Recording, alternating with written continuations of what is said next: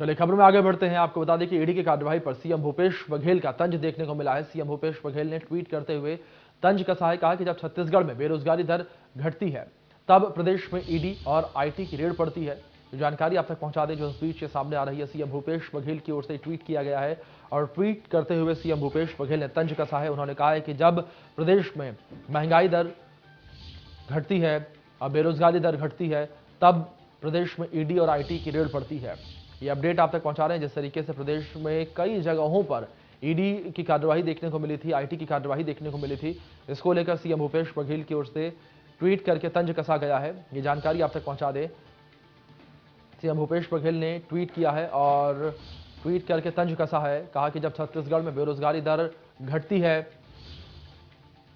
तब प्रदेश में ईडी और आईटी की रेड पड़ती है। ये जानकारी जो इस बीच सामने आ रही है सीएम भूपेश बघेल के ट्वीट से जुड़ी हुई है। तो हमारे सहयोगी दीपक विश्वकर्मा लगातार हमारे साथ जुड़े हुए हैं, उनका रुख कर लेते हैं। दीपक, जानकारी आपसे यहां पर लेना चाहेंगे। जिस तरीके से सदन में भी ईडी और आईटी कार्रवाई को लेकर जो है हंगामा देखने को मिला, तो वहीं दूसरी ओर सीएम भूपेश बघेल की ओर से ट्वीट।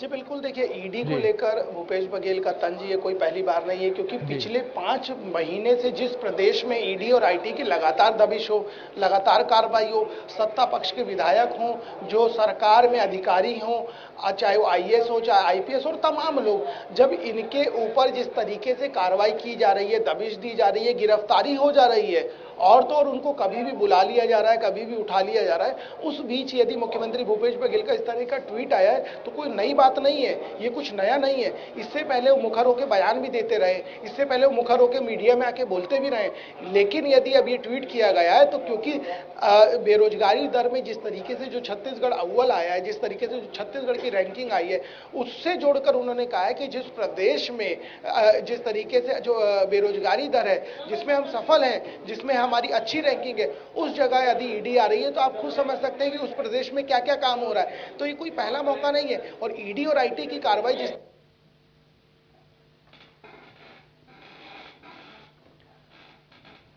तो लगातार हमारे सहयोगी दीपक हमारे साथ जुड़े हुए हैं और जानकारी तमाम हम तक पहुंचा रहे हैं। दीपक,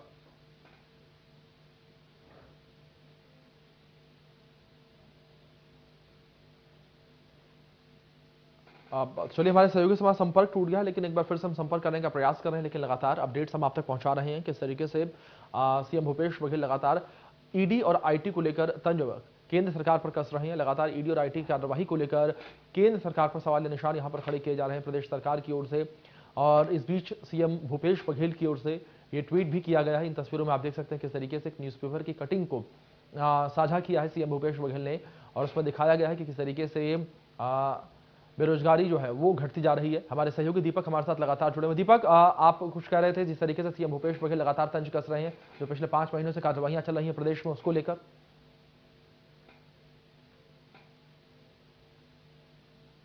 बिल्कुल, देखिए कोई पहला मौका नहीं है जब मुख्यमंत्री भूपेश बघेल बोले। मुख्यमंत्री भूपेश बघेल इससे पहले कई बार बोल चुके हैं और वो खुलकर बोलते हैं ऐसा क्या गुनाह हो गया, भारतीय जनता पार्टी के जितने नेता हैं वो क्या गंगा जल से नहाए हुए हैं, या क्या वो गंगा जल से धुले हुए हैं, जो हमारे ऊपर कार्रवाई, सिर्फ हमारे लोगों के ऊपर कार्रवाई।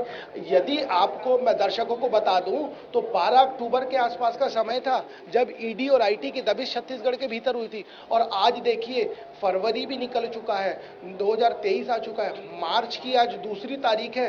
आप समझ सकते हैं 5 महीने से ज्यादा का समय हो चुका है, और इस 5 महीने की ज्यादा से समय में यदि बात की जाए, ईडी और आईटी के अधिकारियों ने किसी को नहीं छोड़ा है, चाहे वो संगठन के लोग हों कांग्रेस की तरफ से, चाहे वो सरकार के विधायक हों, चाहे वो अधिकारी हों, चाहे वो ब्यूरोक्रेसी के लोग हों, और तो और जो मुख्यमंत्री के जो किचन कोर के मेंबर हैं चाहे वो हों, किसी को नहीं बख्शा जा रहा है, सबको बुलाया जा रहा है, सबके घर धरपकड़ की जा रही है, सुबह तड़के चाहे 3 बजे 4 बजे ये स्थिति हो गई। जब भी कल कांग्रेस के कुछ संगठन के जो लोग हैं उन्होंने ईडी दफ्तर का घेराव किया, वहां नारेबाजी की, वहां प्रदर्शन किया, जो रात के 8:30 बजे तक चला।